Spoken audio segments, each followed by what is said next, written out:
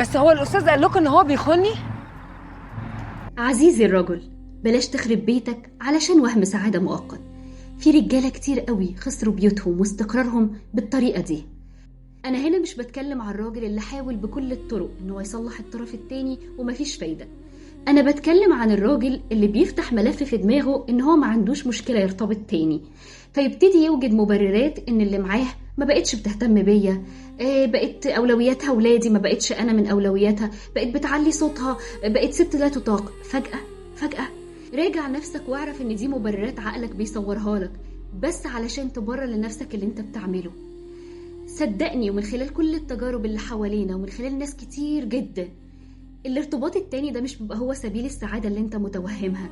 بالعكس، بتكون خسرت بيتك واستقرارك وأمانك وأمان ولادك، والبيت كله بيبقى خلاص اتشتت. بص حواليك وشوف كتير بيوت اتهدت والولاد اتدمروا وحياتهم بقى فيها مشاكل. بسبب ايه؟ بسبب وهم سعادة انت كنت متخيل ان انت هتروح له.